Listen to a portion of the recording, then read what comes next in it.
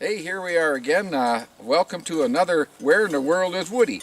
Well, today we got something real interesting. Now, for years and years, people have been finding perch in lakes where there's not supposed to be perch.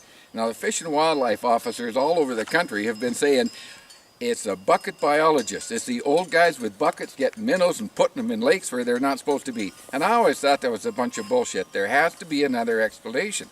Now, that explanation has come to light right here by Mr. Ken Thate.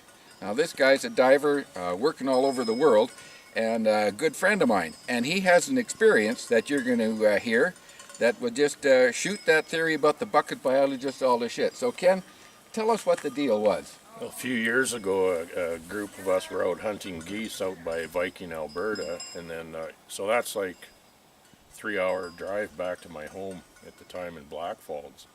And so I'd brought in the geese out of my truck after, probably they were 4 hours by the time we shot them, picked up, and got back to the home. Started spreading them out and cleaning them on our table in the garage, and a minnow fell out. There was a minnow tucked underneath the wing of the feathers of one of the geese, and it came out and it was just wiggling all over the place. After 4 hours? After 4 hours, and there was enough moisture and whatnot in the goose's feathers that this minnow was still alive. I could have put him anywhere and he would have swam off. He was extremely strong and just kicking. Yeah. Well, that's kind of interesting.